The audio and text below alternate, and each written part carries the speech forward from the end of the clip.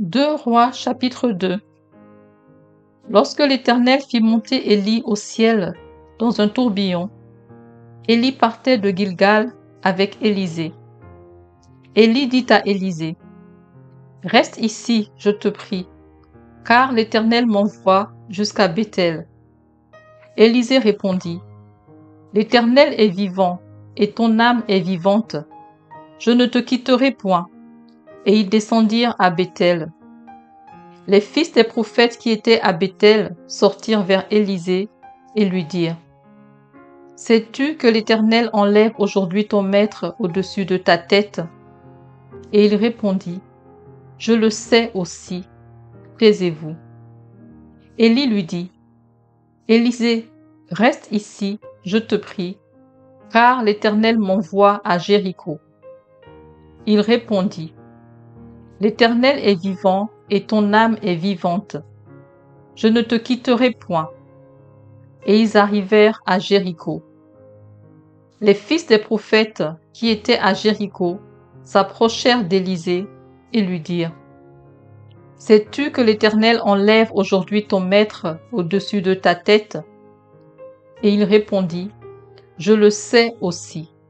Taisez-vous. » Élie lui dit, « Reste ici, je te prie, car l'Éternel m'envoie au Jourdain. » Il répondit, « L'Éternel est vivant, et ton âme est vivante.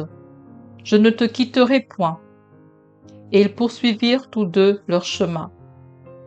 50 hommes d'entre les fils des prophètes arrivèrent et s'arrêtèrent à distance vis-à-vis, et eux deux s'arrêtèrent au bord du Jourdain.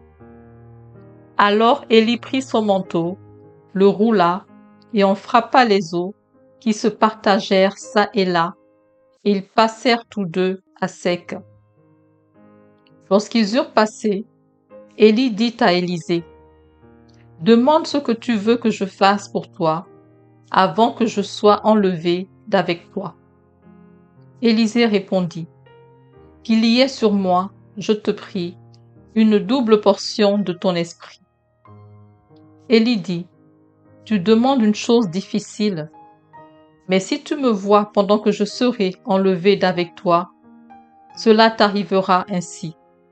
Sinon, cela n'arrivera pas. » Comme il continuait à marcher en parlant, voici, un char de feu et des chevaux de feu les séparèrent l'un de l'autre, et Élie monta au ciel dans un tourbillon.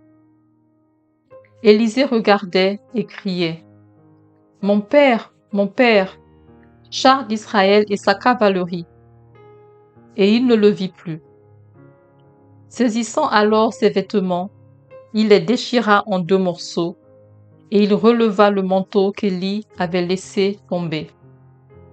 Puis il retourna et s'arrêta au bord du Jourdain. Il prit le manteau qu'Élie avait laissé tomber, et il en frappa les eaux, et dit, « Où est l'Éternel, le Dieu d'Élie ?» Lui aussi, il frappa les eaux, qui se partagèrent çà et là, et Élisée passa.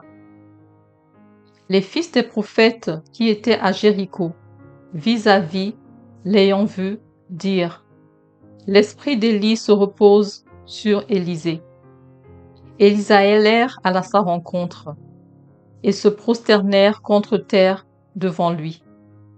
Ils lui dirent, « Voici, il y a parmi tes serviteurs 50 hommes vaillants.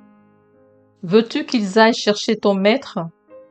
Peut-être que l'Esprit de l'Éternel l'a emporté et l'a jeté sur quelque montagne ou dans quelque vallée. » Il répondit, « Ne les envoyez pas. » Mais ils le pressèrent longtemps, et il dit, « Envoyez-les. » Ils envoyèrent les 50 hommes. Ils cherchèrent Élie pendant 3 jours et ne le trouvèrent point.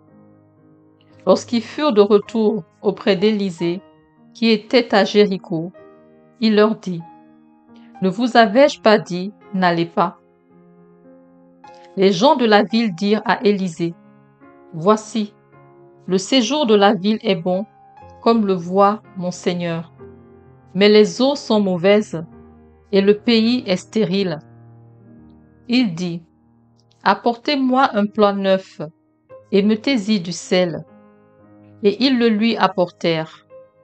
Il alla vers la source des eaux et il y jeta du sel et dit, ainsi parle l'Éternel, j'assainis ces eaux. Il n'en proviendra plus ni mort, ni stérilité. Et les eaux furent assainies jusqu'à ce jour, selon la parole qu'Élisée avait prononcée. Il monta de là à Béthel, et comme il cheminait à la montée, des petits garçons sortirent de la ville et se moquèrent de lui. Ils lui disaient, monte, chauve, monte, chauve. Il se retourna pour les regarder, et il les maudit au nom de l'Éternel. Alors 2 ours sortirent de la forêt et déchirèrent 42 de ses enfants.